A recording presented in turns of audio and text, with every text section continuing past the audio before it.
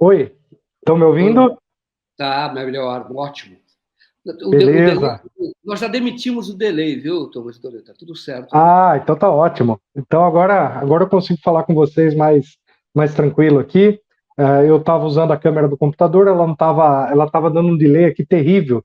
Então você estava falando as coisas e estava atrasando. Mas vamos lá. Eu entendi, então, o Joaquim, agradeço aqui ao Joaquim, a Sara, por esse convite, né? Um prazer sempre estar aqui com a audiência do 247, né? Agradeço aí toda essa confiança aqui para a gente debater esse tema, né? Então, a questão da CELAC, do Mercosul, a questão da prioridade da relação do Brasil com a Argentina, particularmente aqui com relação ao governo do Alberto Fernandes com o governo Lula, né? Então, toda essa centralidade.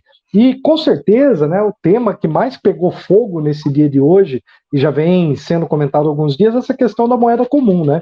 Então, eu acho que se tiver alguma coisa aí para a gente começar, talvez eu começaria por aí. O que vocês acham, Joaquim, Sara? É a notícia do dia, né? Eu acho É, que é válido, entendeu? A notícia do dia, lembrando que hoje saiu tem uma declaração conjunta dos presidentes em que falou que, no longo prazo, se estudaria uma moeda comum e que agora se teria mecanismos, não seria bem uma moeda para fazer as transações comerciais, também para tudo isso é estudo, tá? Então, hoje eles externaram essa disposição, formalizaram essa disposição. O que você acha, Thomas? Pode começar por aí.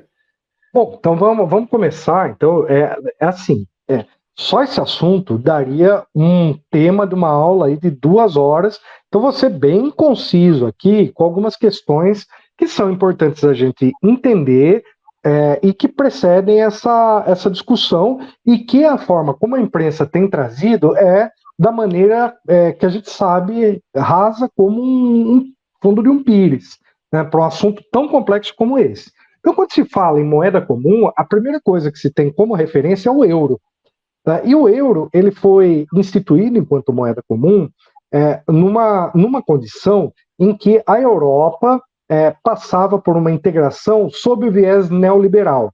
Então, tudo aquilo que foi constituído ali se procurou amarrar a economia dos países europeus a uma lógica em que praticamente você inviabiliza a adoção de uma política desenvolvimentista dos países. Por outro lado, nós temos um outro elemento também que é constitutivo do euro, que é a consolidação da hegemonia franco-alemã, particularmente alemã. No caso, o Banco Central Europeu, que se localiza em Frankfurt, que é um centro financeiro ali da União Europeia. Portanto, ele consolida a hegemonia alemã.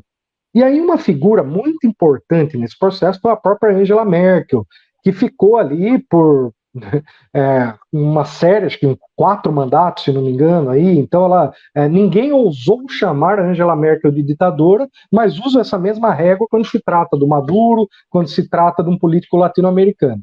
Então a Merkel ela foi mão de ferro na consolidação da hegemonia alemã, principalmente com os países da periferia do euro. Eu me lembro que há mais ou menos uma década e meia atrás, né, nem tanto assim, mais ou menos uns 13 anos atrás, por volta ali na época da crise, né, um pouquinho depois da crise de 2008, 2009, depois lá para 2010, 2011, começou a eclodir a crise da chamada periferia do euro, no qual eles criaram até um acrônimo chamado PIGS, né, que era Portugal, Irlanda, Itália, Grécia e Espanha. Pigs, como todos nós sabemos, quer dizer porcos. Então, porcos, quem eram os porcos de acordo com aquela nomenclatura? Eram os países que não estavam consolidando as metas da União Europeia. Então, quando a gente fala de moeda, nós temos que entender o seguinte: na verdade, quando a gente fala de política macroeconômica, nós temos um tripé, que é a política fiscal, monetária e cambial. Então, essas três políticas, então a política fiscal é o que você cobra de impostos, né? Vamos resumir aqui para falar um português simples, que senão a gente entra muito no economês aqui, o pessoal vai surtar. Então, basicamente pensa assim, política fiscal, basicamente imposto, taxação, todo esse tipo de coisa que envolve a arrecadação do Estado. Você tem a política cambial, que é a forma como a moeda se comporta com relação à moeda estrangeira, e você tem a política monetária, que é o quanto você vai emitir de papel moeda quanto você vai colocar em circulação para fazer essa economia se movimentar.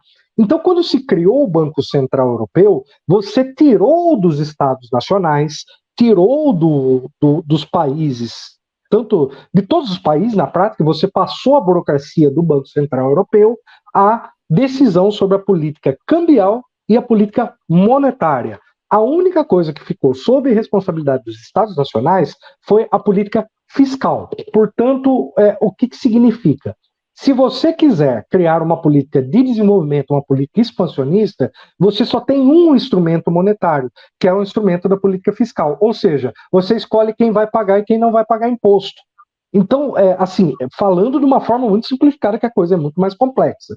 Então, pensa uma coisa: o que a Europa, o que os países europeus, por isso que eu digo, né, que é uma mentira, uma falácia, aquela história de que a Europa é uma democracia contra as autocracias, como Rússia, China, todo aquele discurso que eles usam na guerra da Ucrânia. Isso é uma falácia. A Europa não é uma democracia, porque ela não tem poder de decisão sobre o seu regime monetário e cambial, que é o centro do que define o que custa moeda. E o que custa moeda diz se é barato importar, se é barato exportar, se você vai ter indústria, se você não vai ter. Porque se você vai ter indústria, você tem que criar competitividade.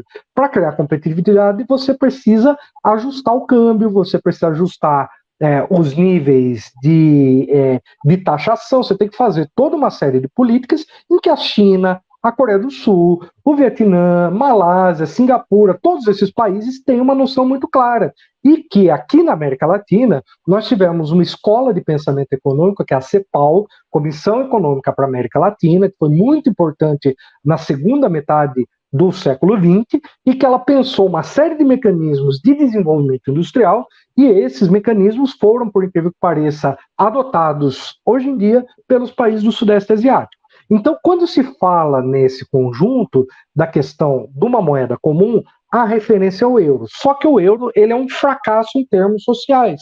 Ele é um fracasso em termos de soberania nacional. Por quê? Porque a Grécia, por exemplo, que pertence à periferia do euro, elegeu um partido que até classificavam na época como extrema esquerda, né? Nunca foi de extrema esquerda, sempre foi um partido da esquerda liberal. Ele era radical nas questões liberais da esquerda, né? Casamento gay, questão da agenda do comportamento. Nisso ele sempre foi radical, que é o Syriza. Mas ele nunca foi radical nos princípios econômicos. E ele foi bastante crítico, no primeiro momento, à própria conceituação da União Europeia, mas a partir do momento que ganhou a eleição, se enquadrou no sistema. Então, a esquerda europeia, em geral, ela não tem margem para fazer muito mais do que taxar rico. Né? O máximo que ela pode fazer ali, ou fazer uma política voltada ali a ser mais inclusiva com mulheres, com negros, com deficientes. Tem a questão de imigrantes, que é muito importante no contexto europeu, só que isso é muito diferente do contexto latino-americano. Né? Então, quando se fala em moeda no contexto latino-americano, nós temos que entender como é que se estruturam as economias da América Latina e os próprios regimes políticos. Primeiro que nós temos o seguinte: se um dia tiver uma moeda comum da América do Sul, as duas principais economias para isso, se no caso da Europa é a Alemanha, em segundo lugar a França, aqui é o Brasil e a Argentina. São os dois países que realmente são as maiores economias. Em terceiro lugar, Venezuela e Colômbia. Né? No caso, a gente não fala do México, porque o México ele pertence à América do Norte e ele também é do NAFTA, North American Free Trade Agreement. Então, portanto, o México não teria condições de participar disso, porque ele teria que sair do NAFTA, porque já é um acordo que vincula uma série de questões e isso não seria possível. Aí a questão tacanha da mídia e a questão verdadeira desse processo. Quando o Lula fala, o próprio memorando diz que é uma discussão de longo prazo. Então, se está iniciando um processo, não se trata de uma unificação monetária tal qual acontece com o euro, que você tem cada país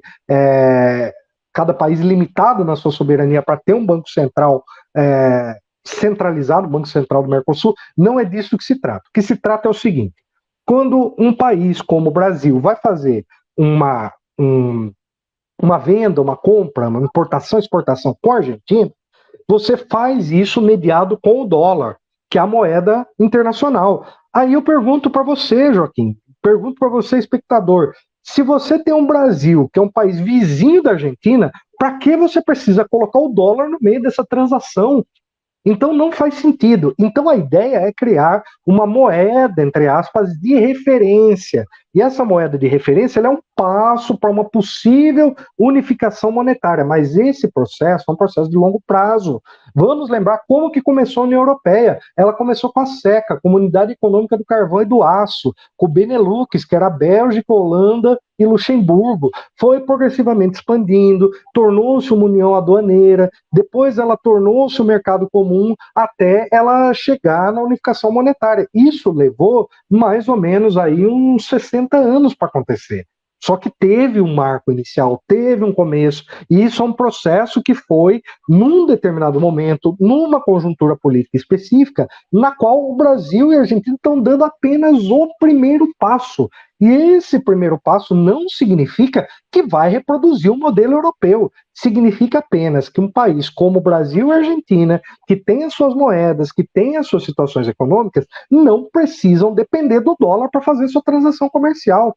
É claro que se a gente estivesse falando de criar isso no mandato do Lula, até eu seria contra, até não faz sentido, né? Porque você tem regimes aduaneiros, você tem a questão do Mercosul, que está politicamente enfraquecido por causa do governo Macri e do governo Bolsonaro. Nós temos toda uma situação aqui que necessita com que se rearticule a política e a economia da região. Então se tem que rediscutir as questões da tarde,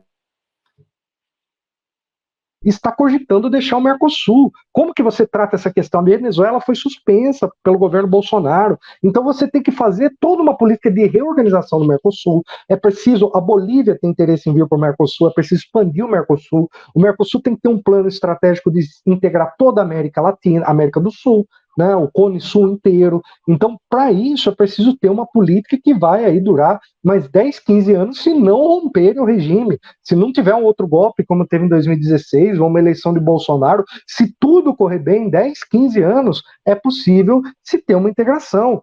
A integração do Mercosul teve uma série de percalços, que ela foi assinada no governo do Collor. Aí no governo do FHC, ela teve uma visão totalmente liberal, de focar apenas na economia. No primeiro mandato do Lula, citou-se o elemento da cidadania. E no mandato da Dilma, a Dilma inclusive usou a cláusula democrática do Mercosul para suspender o Paraguai quando teve um golpe de Estado lá.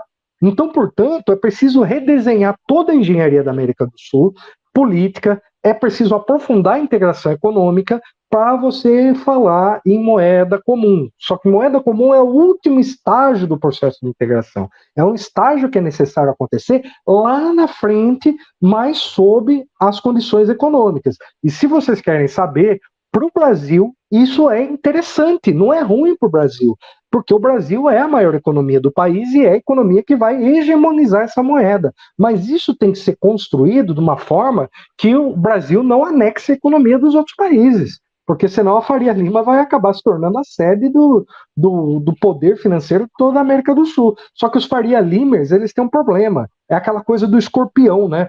Se a natureza do escorpião é picar, a natureza do Faria Limer é ser um neoliberal mesmo quando vai contra o seu interesse, né? Então, portanto, toda essa coisa que se constrói, né? É um processo de longo prazo, de longa duração. E isso não vai ser feito assim a toque de caixa, como a mídia está colocando, né? É uma discussão que tem que envolver, inclusive, a reestruturação dos sistemas econômicos.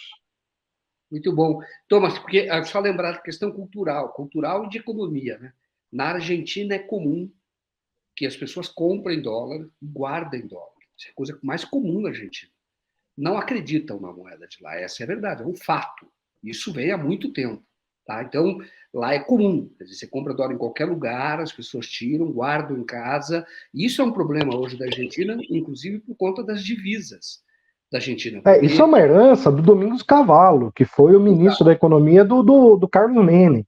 O Cavallo foi talvez o pior ministro da Economia, conseguiu ser pior que o Pedro Malan, quer dizer, pior que o Paulo Guedes, se bobear até, que foi o pior ministro que a gente já teve aqui na história. Mas o Domingos Cavallo, na época que ele que teve o Plano Austral na Argentina, ele atrelou constitucionalmente o peso argentino ao dólar. Foi uma medida que assim foi adotada, eles adotaram uma cláusula constitucional, entrou na Constituição, um peso é igual a um dólar. Isso quebrou a Argentina, isso, claro, o Menem terminou o seu mandato, foi preso depois por se envolver com tráfico de armas, e depois dele ainda teve o governo do De La Rua, e o De La Rua teve que sair de helicóptero pela porta dos fundos da Casa Rosada, porque estava todo mundo batendo panela, porque estava morrendo de fome na Argentina, como consequência da política desse um dólar igual a um peso do Domingos Cavalo. Então é preciso a gente lembrar isso. É claro, e era uma época de uma privatização muito forte, muito selvagem, estava os ativos do governo, do Estado da Argentina, estava se desfazendo desses ativos, estava empobrecendo o Estado. E era comum, de fato. Isso é uma tradição, é preciso reconhecer. As pessoas lá não acreditam na moeda do peso argentino. Não é uma coisa que acontece no Brasil. Nem na época da hiperinflação. Então, o Brasil tinha outras formas de moeda, que era aquela overnight, que era a conta remunerada, que a classe média se protegia, mas era sempre a moeda local. Isso também é uma questão da nossa tradição. Então, é a chamada indexação da economia, né? A economia brasileira, ela foi indexada, né? Então o que você tinha? Você tinha juros e correções monetárias. Overnight, para quem não é dessa época, é importante a gente lembrar o seguinte: a inflação, se você acordava de manhã e fosse comprar um pãozinho, no final da tarde, esse pãozinho já custava 10, 20% a mais. Então, tipo, a inflação na época do Collor chegou a 1.250 não lembro se por mês ou por ano, mas é uma coisa assustadora. Era por ano. Era por ano. Não, na verdade, chegou. Foi do Maiúcio da Nóbrega, que vive dando lição. Aí hoje é consultor, critica o governo Lula, etc. Então, isso foi no último mês, aliás, do Fernando Henrique, não, do governo Sarney. Era uma coisa absurda.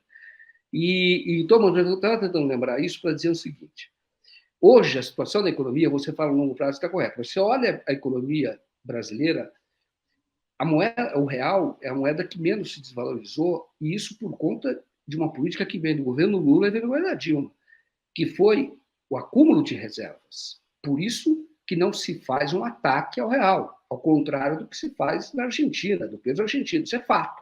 Por isso que a Argentina tem uma inflação grande e o Brasil tem uma inflação muito menor. Então, hoje, o que você fala vamos dizer assim, uma unificação. Num primeiro momento, você até imagina o seguinte: olha, o Brasil tá mais arrumado, como eu disse, por conta dessas divisas, do que a economia argentina. Agora, você tem razão quando você diz, eu quero ouvir seu comentário sobre isso, por exemplo, quando se falava da integração, começava pelo comércio da ALCA.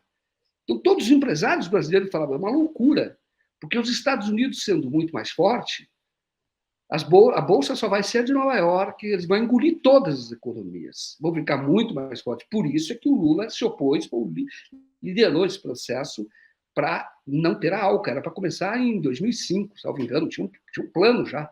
Era para começar do que vem do Domingos Cavalo, que vem daquela época, dizendo o seguinte: todos nós temos que nos atrelar aos Estados Unidos, era o consenso de Washington.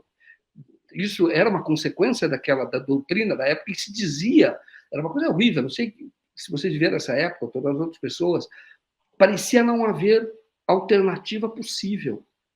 Parecia não haver alternativa possível. Era o tal pensamento único. Só tem esse caminho, é esse caminho e acabou. Era desse jeito. Aí houve a transformação. O Lula é muito parte dessa transformação, teve uma participação muito grande, e falou: não, há outros caminhos. O próprio Ciro escreveu com Mangabeira Unger, eu quero até dizer, um livreto chamado Uma Alternativa ao Neoliberalismo. Era bem interessante o livreto dele. Tem que reconhecer isso naquela ocasião, que o Mangabeira foi muito forte nisso, foi professor do Ciro, etc., mas era um livro bom, que é a primeira vez que a gente leu. Não, tem um outro caminho possível. Admitia algumas privatizações, tinha que zerar a dívida, mas deixar algumas coisas estratégicas na mão do Estado, e tinha lá algumas propostas de reforma tributária, era bem interessante. Mas eu estou fazendo toda essa discussão para dizer o seguinte: o Brasil hoje, pergunta para você, hoje, a moeda é uma questão cultural. Quando fala numa moeda, o problema é muito fácil fazer essa crítica, porque pode pegar. Isto é, para o povão em geral, fica uma coisa: mas espera aí, Nossa moeda é muito mais forte que a Argentina. Que história é essa que a gente vai trocar uma moeda por moeda comum?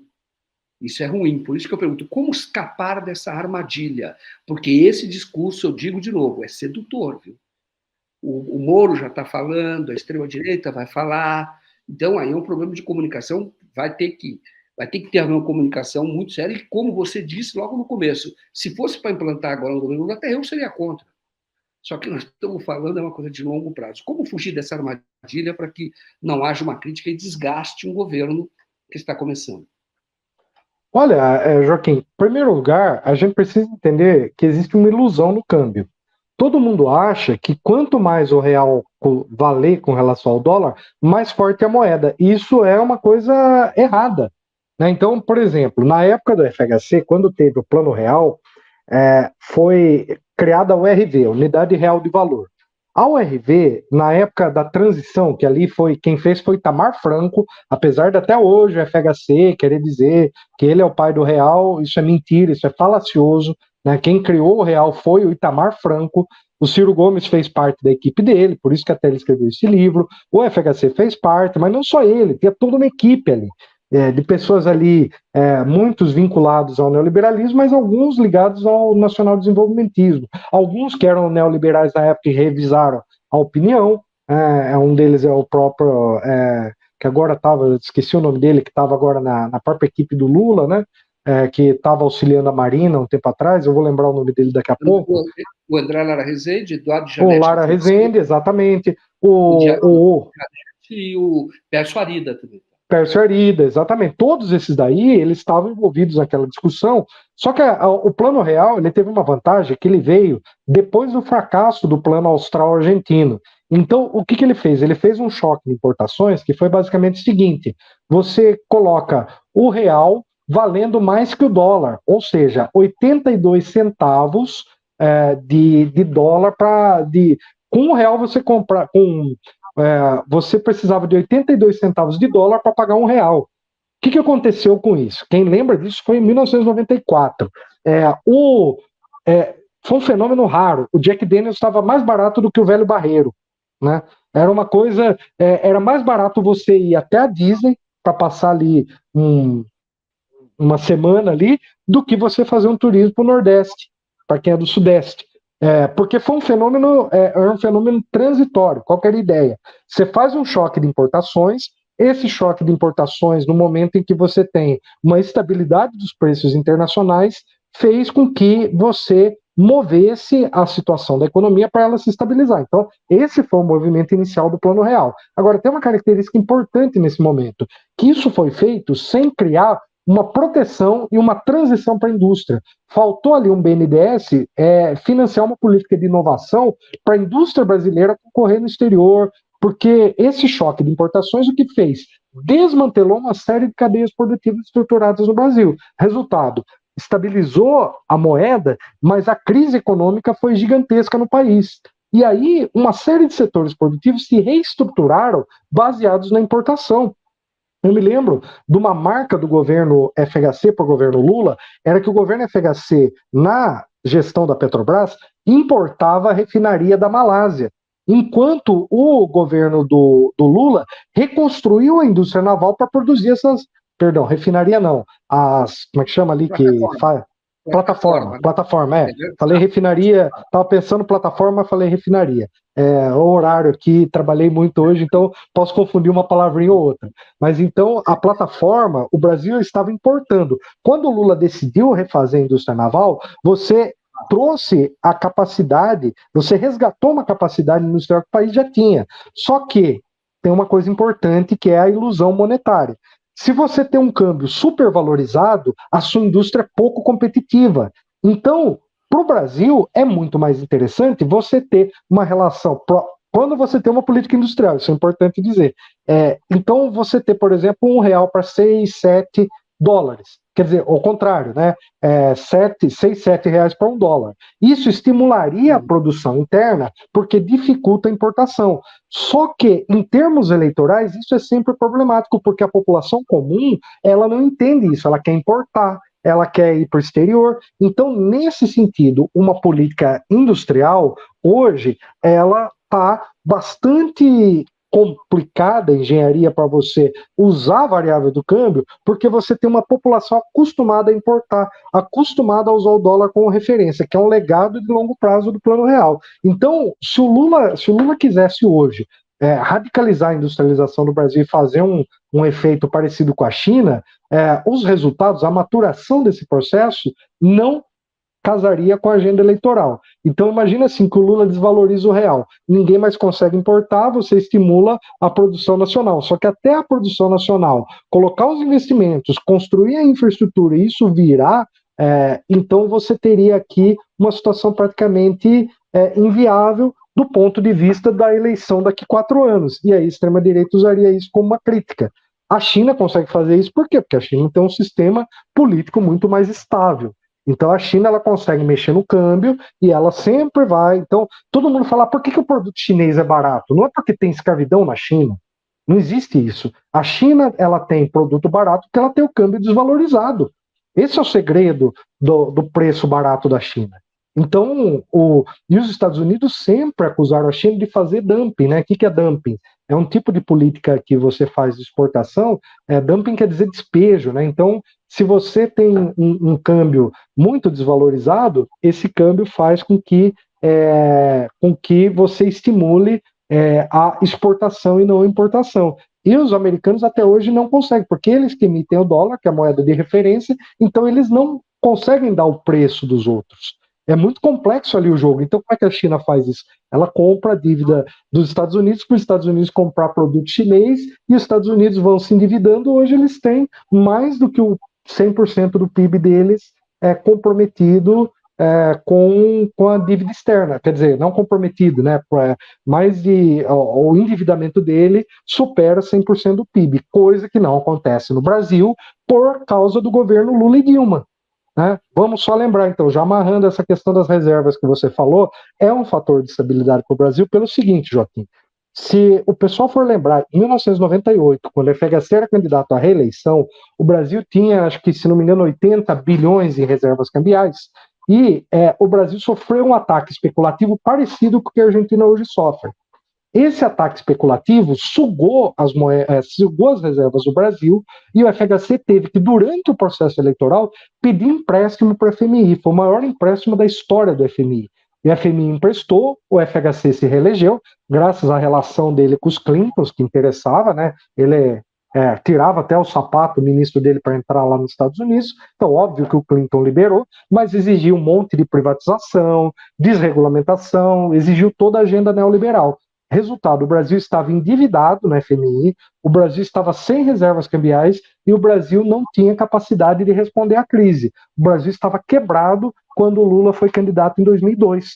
O FHC quebrou o Brasil 3 vezes, isso é importante a gente lembrar, com o projeto neoliberal. O Lula ganhou em 2002 e fez uma política industrial, fez uma política de ampliar o comércio exterior do Brasil. O Lula começou a exportar para a África, começou a exportar para a Ásia, começou a exportar para os países que não eram bem vistos pela assim chamada comunidade internacional, que comunidade internacional, diga-se, é o que os Estados Unidos e a União Europeia chamam de comunidade internacional. O Brasil começou a exportar para todos os países do mundo.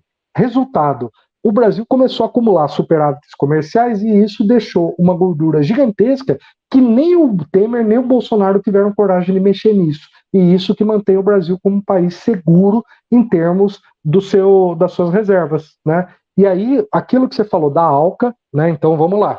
Eu participei desse processo de luta contra a ALCA. Foi um daqueles que coletava assinatura, eu era estudante da USP na época, e a gente coletava assinatura contra a ALCA. E aí era muito engraçado que a extrema esquerda, na época, os partidos de ultra esquerda, eles queriam que o Lula convocasse um plebiscito contra a ALCA.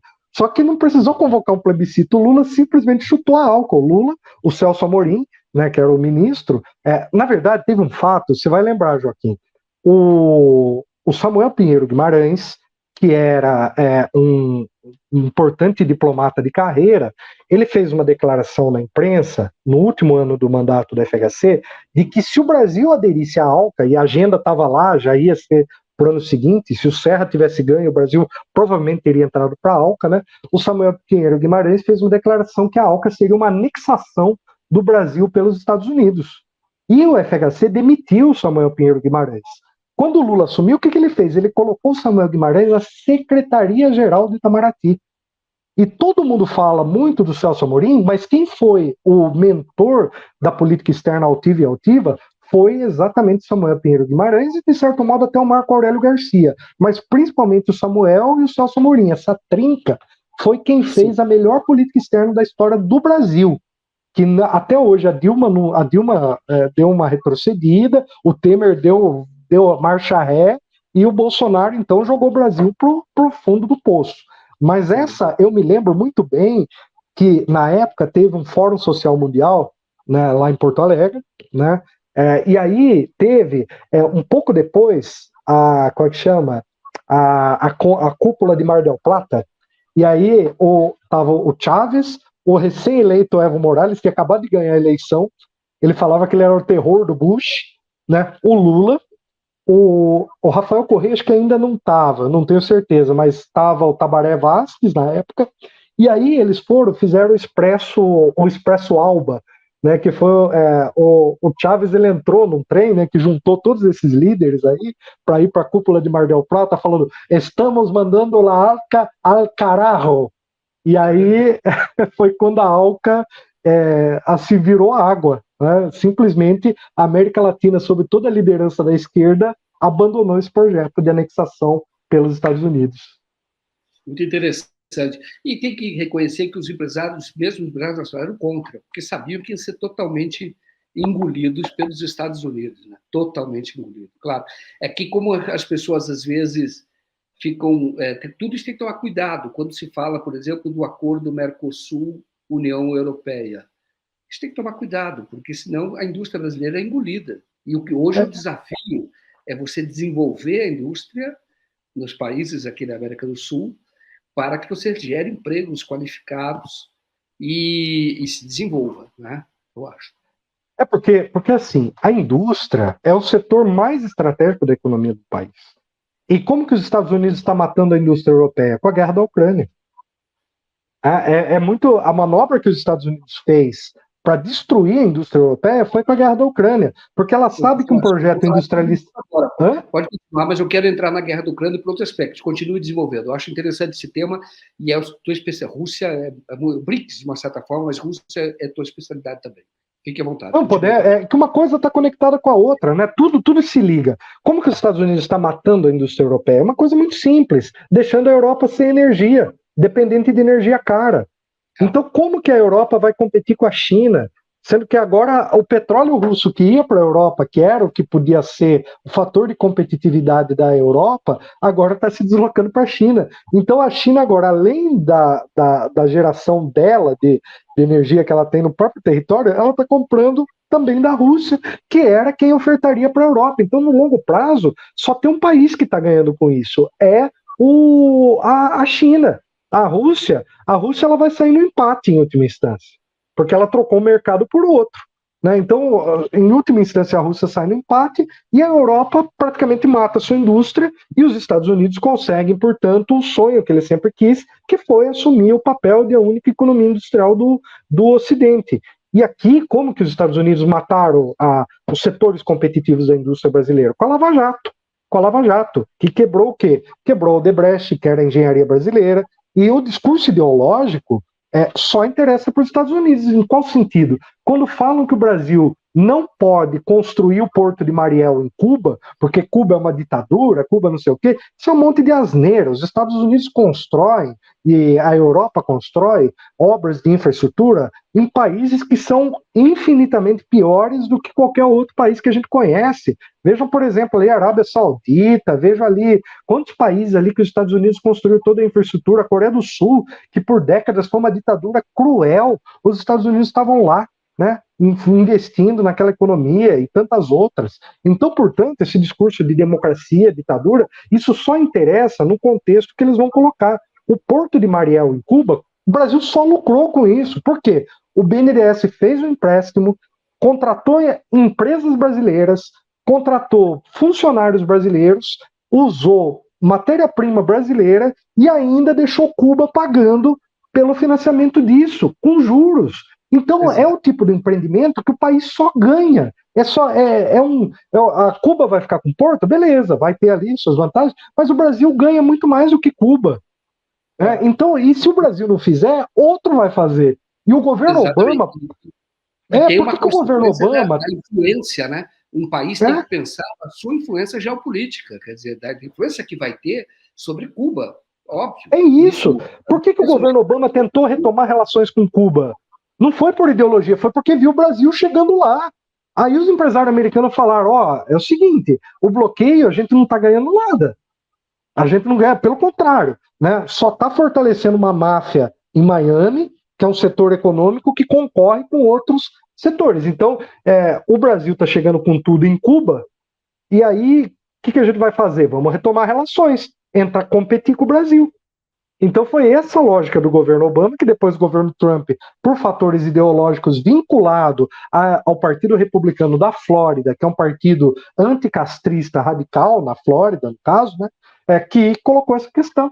Então, as pessoas não entendem essas equações e querem tomar uma coisa simples. Ah, tá financiando ditadura, Cara, primeiro que Cuba não é uma ditadura. Eu vou dizer aqui, pode gravar, pode dizer, botar o meu vídeo com a minha cara dizendo: Cuba é um dos países mais democráticos do mundo. E eu assino embaixo.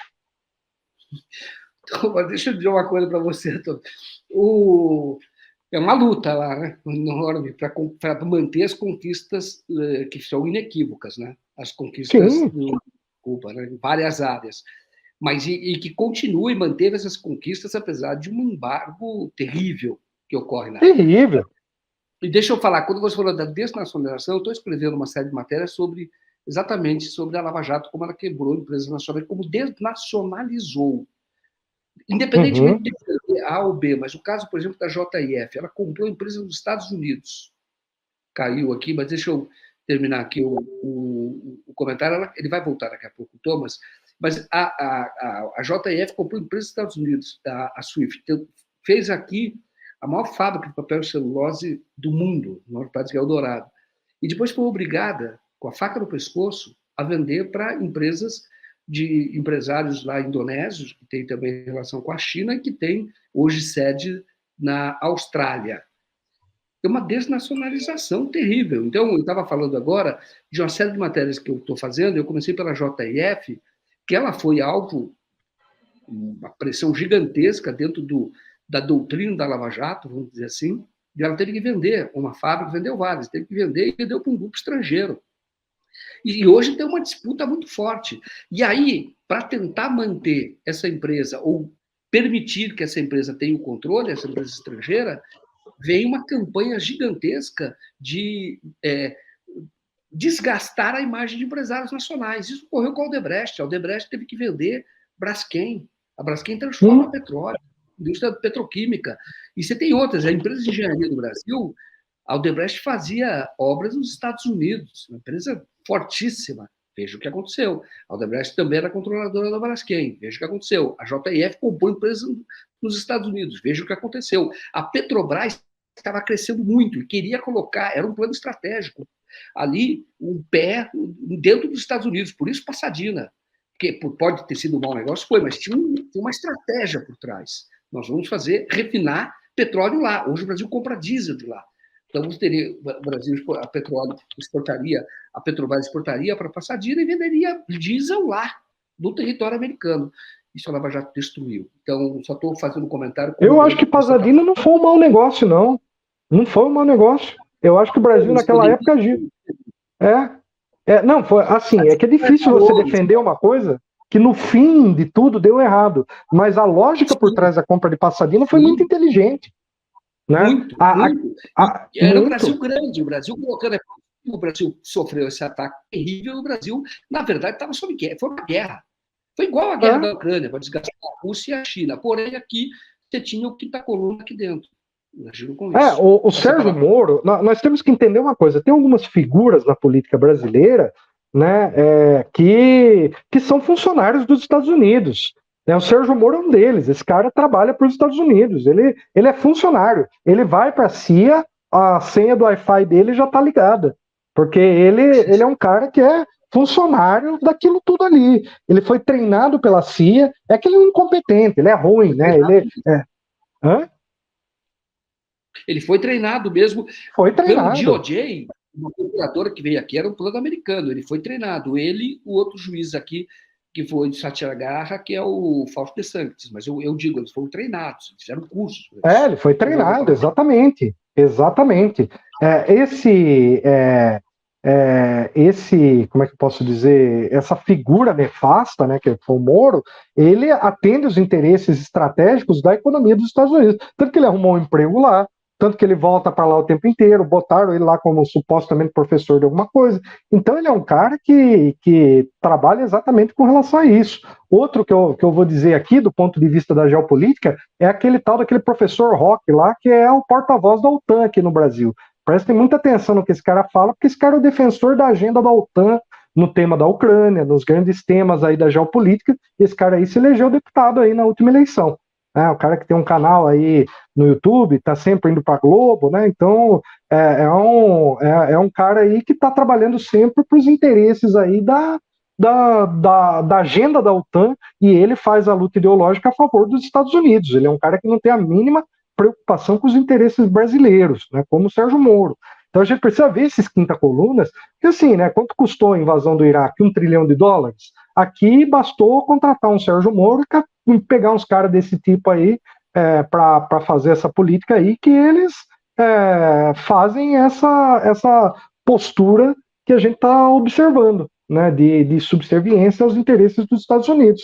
Então, eles são pagos exatamente para combaterem o nosso país. Veja uma coisa, o Paulo Guedes, logo que ele foi assumir, ele falava que ele era a favor de que o Banco of America comprasse o Banco do Brasil. Vem dizer que é patriota um governo que faz isso? O bolsonarismo é uma ideologia antipatriótica, tanto que ela ataca os símbolos nacionais, tanto que ela ataca a sede do poder político que emana do povo, né? A Constituição de 88 diz que o poder emana do povo. Então, os três poderes que estão ali foram um ataque ao povo brasileiro, a representação direta do povo brasileiro. Então, eles atacaram o Brasil, o coração do Brasil, que é Brasília, é o centro do país. Então, o bolsonarismo é a ideologia mais antipatriótica que existe. Ainda mais porque ela representa na economia o ultra-neoliberalismo, né, que é a versão mais radical do neoliberalismo. Perfeito. Thomas, a questão da comunicação é muito importante, porque você acaba transformando o vilão em mocinho, o mocinho em vilão. Uma coisa que isso é propaganda, e é uma peça de propaganda. A nossa imprensa é assim. Hoje a Globo está um pouco diferente, porque ela sabe que o Bolsonaro ela ia acabar. Mas a imprensa ela tem um projeto. Ela defende um projeto, mas historicamente, defende um projeto entreguista. Mas, Tom, eu quero aproveitar a sua presença aqui, porque você é muito especialista em Rússia, as pessoas adoram quando você fala de Rússia, para a gente tentar entender o conflito. O que está tendo agora? Você está tendo uma pressão sobre a Alemanha para fornecer lá os tanques de última geração, e até outro país que tem nem pode ceder, porque tem que consultar a Alemanha primeiro. É Leopard, não é isso? Uhum. E a Ucrânia quer. A pergunta que eu faço para você, a gente vê notícia, não dá para confiar na imprensa ocidental, mas aí eu quero ouvir você, e é uma guerra, então guerra, a verdade, é um problema sempre, mesmo do ponto de vista da Rússia. Mas você pode analisar o que está ocorrendo. Quem é que está ganhando? Qual é a perspectiva? O que deve acontecer? Vou aproveitar aqui que nós temos mais 8 minutos e eu quero ouvir você sobre isso. É muito importante. Vamos analisar que época do ano que a gente está. A gente está no inverno lá naquela região.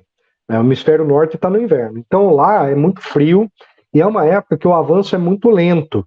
Então, o que aconteceu? Nós tivemos ali, né, a Rússia ela anexou 3 importantes províncias ali na região do leste, né? Donetsk, Lugansk e Kherson. Só que para ela poder manter integralmente a província de Kherson, seria um custo muito difícil. Então a Rússia manteve a província de Kherson, só que abandonou a capital Kherson, que fica na margem ocidental do rio Dnipro, e aí a Rússia manteve a província, mas deixou a capital sob controle ucraniano. Tanto que foi uma retirada russa e a Ucrânia considerou aquilo como uma vitória militar. Na verdade, foi uma reocupação. Basicamente isso, em termos militares. A Rússia não está fácil no terreno militar por causa das armas da OTAN, não está fácil para nenhum dos lados, a verdade é essa, porque a Rússia está testando os armamentos muito avançados.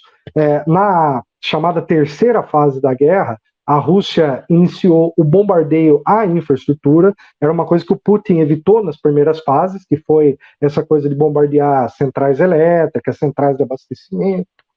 Tudo isso a Rússia estava evitando fazer porque ela achava, e aí não sei se ela achava, isso aqui é o que a gente de fora diz, né? Porque o que se discute no núcleo ali de poder é muito mais complexo. Nem o jornalista que está ali do lado o dia inteiro no Kremlin vai saber o que se passa nos núcleos decisórios. Então aqui a gente supõe, né, que a Rússia, no primeiro momento, ela acreditou que ela conseguiria disputar certa opinião na Ucrânia, porque existe um elemento importante, né? Você tem pessoas russas que moram na Ucrânia, e você tem pessoas ucranianas que moram na Rússia. Então, você tem uma nacionalidade, mas a fidelidade a um determinado Estado. Então, por exemplo, o ucraniano que mora na Rússia, ele faz parte do regime político russo, ele vota, ele participa do sistema eleitoral russo, mas ele tem uma nacionalidade ucraniana. E o mesmo com relação à Rússia e à Ucrânia. Então, isso embanana um pouco, porque a nossa noção de Estado-nação se baseia muito no nosso referencial. Eu sou brasileiro de identidade, de nacionalidade, mas eu também voto, sou cidadão do Estado brasileiro. Então, para nós, isso é a mesma coisa. Mas no caso dos países do leste europeu, existe essa contradição. Então, a Rússia imaginou que, pelo menos, ela conseguiria influir sobre parte dos cidadãos ucranianos que são russos. Mas isso não deu muito certo da forma como a Rússia imaginou. Porque, assim, a guerra afeta negativamente a vida de todo mundo. E no território ucraniano, quem controla a comunicação é a própria Ucrânia. Então, a Ucrânia conseguiu impor uma única narrativa sobre o regime ditatorial, que o Zelensky é um ditador, que ele fechou todos os partidos de oposição, não fechou os partidos nazistas, que são os partidos que apoiam ele, nazistas de extrema-direita, ou partidos também que se identificam com Stepan Bandeira, essa figura nefasta aí da história da Ucrânia.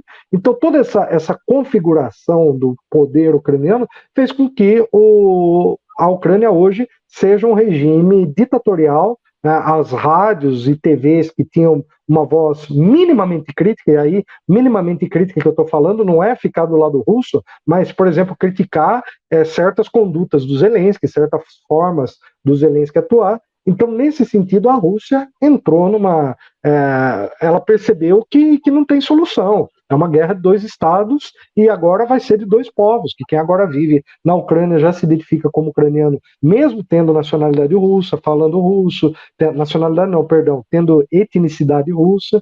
Então, a Rússia agora ela mudou a estratégia, ela já viu que ela vai ter que realmente atacar a infraestrutura se ela quiser vencer. Então, essa é a nova fase da guerra. Só que agora, como é inverno, você tem um certo congelamento de posições. Nas últimas semanas, a Rússia recuperou algumas cidades estratégicas na região de Donetsk, então você tem uma guerra de avanço lento nessa etapa do conflito, né? Ao mesmo tempo, a OTAN está transformando essa guerra da Ucrânia no laboratório de testar novas armas, ela está transformando essa guerra numa espécie de keynesianismo militar do governo Biden. Vamos lembrar o seguinte, quando o Biden foi eleito, a esquerda do Partido Democrata queria um New Deal verde. Só que o Partido Democrata ele é controlado pelos setores militaristas. O hegemon, né, quem é hegemônico no Partido Democrata é a indústria bélica. E a indústria bélica falou, nada disso de indústria verde, vamos inventar uma guerra. Inventaram essa guerra, criaram todas as condições para que a Rússia não tivesse outra alternativa que não fosse entrar em guerra. Então, a OTAN cercou a Rússia, pressionou, fez toda essa movimentação para que a Rússia entrasse na guerra, para que ela assumisse a narrativa de que a Ucrânia era a vítima e a Rússia o agressor. E aí, assim, eu não estou defendendo o lado russo, só estou entendendo que a Rússia não teve outra alternativa. Ela foi cercada, quando você é cercada no aspecto da sobrevivência, e você tem um governo que pensa soberanamente e estrategicamente, como é o caso da Rússia, a Rússia reagiu. Porque se fosse um Boris Yeltsin, talvez a Rússia nem existisse mais enquanto país. a Rússia fosse um fragmento ali de pequenas repúblicas separadas, né? Então, o governo do Putin conseguiu evitar toda essa secessão, que é algo que a Inglaterra ela tenta fazer com a Rússia desde o século XVIII, do conflito ali entre os impérios. Então, a Guerra da Crimeia, por que as pessoas não conseguem entender as questões de longo prazo? Por que o país que mais insiste em atacar a Crimeia é a Inglaterra? Muito mais até do que os Estados Unidos. É por causa da disputa histórica entre a Rússia e a Crimeia na Guerra da Crimeia. Entende? Que foi uma guerra do século XIX. A Rússia e a Inglaterra, você fala pela Crimeia, é isso? Exatamente, exatamente, exatamente. Então, assim, a Inglaterra ela foi o país que mais foi radical, né? O próprio Boris Johnson, quando estava lá, foram bastante enfáticos ali no ataque à Rússia. Né? Então, a posição deles sempre foi o país que mais investiu na Ucrânia, que mais deu dinheiro, que mais entrou, né, nesse sentido. Então, a violência com que os Estados Unidos, a União Europeia e o Reino Unido tem enfrentado a Rússia nessa guerra, porque não é uma guerra, a Ucrânia é um Estado marionete, é um Estado fantoche a serviço do interesse da OTAN. O Zelensky está ali para cumprir uma demanda. Então tem todo aquele teatro ali, o Zelensky chorando, pedindo ali, falando, preciso de mais armas, e a indústria bélica dos Estados Unidos aplaude, fala isso mesmo, vão dar armas, pobrezinho dos ucranianos, estão matando até animal no zoológico. E aí você cria comoção na opinião pública e os Estados Unidos vai botando dinheiro do orçamento ali naquela máquina para ela girar, criando essa guerra eternamente. Mas, na prática, né, a Alemanha está evitando transferir tecnologia porque ela sabe que essa tecnologia pode ser usada contra ela. Se a Rússia ganha a guerra da Ucrânia, essa tecnologia, a Ucrânia volta a ser um território de influência russa, não nos moldes da União Soviética, né? Porque esse território vai e vem. Né? Vamos pegar ali a história dos últimos 500 anos. São territórios com fronteiras muito fluídas. Eu descobri que eu tenho uma ascendência por parte da minha mãe, que é da região ali da fronteira da Ucrânia com a Polônia, que já foi Polônia, que já foi Áustria, que já foi, e agora atualmente é Ucrânia, pode voltar a ser Polônia se a Polônia entrar na guerra, entende? Sim. Thomas, está muito bom a conversa, mas eu tenho que encerrar por causa do horário. Passamos já, chegamos aqui a 22 horas. Rapidamente, vai durar ainda essa guerra? O que é preciso fazer para acabar? Rapidamente. O que é preciso é... Assim, se eu tenho que dar um recado, eu dou um recado pro Lula. Lula, fica na sua cadeira no Palácio do Planalto e cuida do Brasil, que nós temos problema demais por você se meter nesse conflito. Se o Lula estiver me ouvindo, por favor, Lula, essa guerra é interesse vital para duas potências que, se o Brasil se meter no meio, vai tomar tiro dos dois lados. O Biden não quer acabar com essa guerra e a Rússia só quer acabar com essa guerra se ela resolver. Então, Lula, não se meta, falar em paz é uma coisa que é muito a visão dele, sindicalista, e isso no realismo das relações internacionais não dá certo. Então, o que eu acho é que a gente tem que se acostumar com essa guerra. Não é uma guerra que vai se resolver rapidamente. Pode até ser que tenha, por exemplo, pode ser que amanhã decrete um cessar-fogo por causa do acordo, mas as questões não estão resolvidas e vão voltar à tona. Então isso vai durar né, pode não ser a guerra aberta, pode ser que tenha um tratado de paz, depois desrespeitam, bombardeiam, mas isso é um conflito de longa duração, não é um conflito de curta duração. E o Lula, ele precisa entender que o interesse hoje do Brasil tem que prevalecer sobre o idealismo nas relações internacionais. A guerra não é bom? Tudo bem, mas resolve o problema do Brasil, ajuda o Peru que está convulsionado, ajuda a Argentina aqui. Se for para ajudar alguém, Lula, ajude a América Latina, que está precisando muito mais. Que da Ucrânia, os russos entendem muito mais e os americanos não vão arredar o pé desse conflito porque eles precisam dessa guerra, porque eles perderam o Iraque e o Afeganistão e a indústria bélica não vai ficar parada. Perfeito. Então, muito obrigado, viu, por estar aqui. Chamar a Sara rapidamente aí, ver se tem algum último recado. Sara, tem aqui, obrigado, viu? Eu tenho que terminar agora. Obrigado, viu, Sara? Você tem fazer algum comentário final aí? Porque nós já passamos no horário, olha, 22h02. Um minutinho. Eu tenho tanta coisa, Joaquim, tanta coisa. Mas eu queria só passar aqui para o Thomas que as pessoas adoraram, o pessoal está pedindo corte, eu vou fazer corte sim, gente. Agora que eu aprendi como é que faz, eu vou fazer. E foi muito bom. Agora sim, tem muitas questões. Thomas tem que voltar depois, até para a gente saber como é que se relaciona esse novo Brasil que saiu do buraco, né?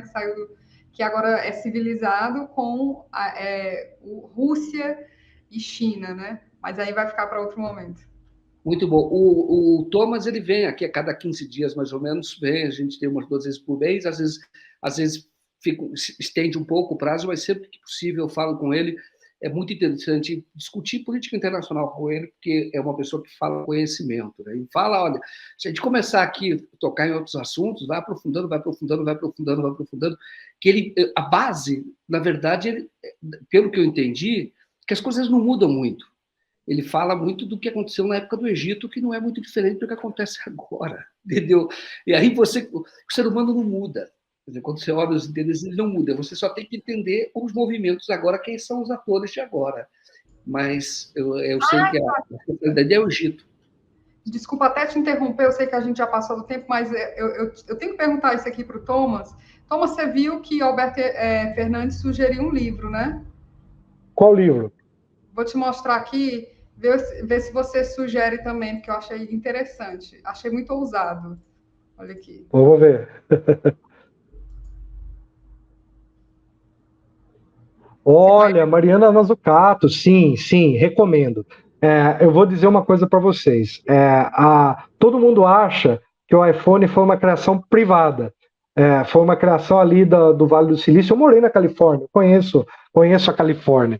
Então lá, o estado da Califórnia e o governo dos Estados Unidos, eles financiam a inovação tecnológica. É o estado americano, a NASA, cada produto que cria, né, até travesseiro criado pela NASA vira produto comercial depois.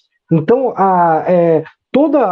o papel do Estado na economia dos Estados Unidos, ele é um papel central. Então, eu realmente recomendo, né, que vocês conheçam também o livro, um outro livro, Chutando a Escada, né, que é do Ha-Joon Chong, que ele mostra o quanto as economias centrais, elas chutam a escada daqueles países que vão crescer. Então, economia industrial é a chave para mudar o desenvolvimento do país. E se a gente não vê essas referências dessas pessoas que estudam o papel do Estado, a gente vai comprar o discurso neoliberal, que é o que eles impõem para os outros, mas não o que eles praticam entre eles.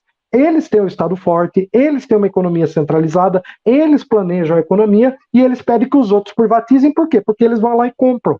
Então, a chave é mudar essa mentalidade colonizada, que é o pensar neoliberal, né? E pensar de uma forma muito mais inteligente aí. Então, muito boa a recomendação que o Alberto Fernandes deu, eu chancelo, né? Vale a pena a gente ver. E sim, iPhone, comunista pode usar iPhone, não só pode como deve, né? Porque afinal foi o povo dos Estados Unidos que criou o iPhone, foi o financiamento público que criou toda a tecnologia da Apple e da Microsoft. E só para finalizar, eu gostaria que vocês me seguissem no Professor Thomas de Toledo no YouTube e no Farol de Alexandria. E como o Joaquim citou, nós estamos fazendo a nossa primeira expedição arqueológica para o Egito e foi tão sucesso que a gente vai fazer mais 2 para conhecer o berço da civilização. Muito interessante. Quando estava falando desse conflito todo, uma vez você citou, na verdade, a Guerra do Peloponeso, né? Lá atrás. Sim, sim. Em outro momento, e quando a China fez esse comentário para o Trump possivelmente não soubesse. Mas exatamente. A questão geopolítica muda os atores, mas muitas vezes as estratégias são as mesmas e as consequências são as mesmas também. Meu tema de doutorado é a geopolítica do Antigo Egito no colapso da Idade do Bronze. Muito bom.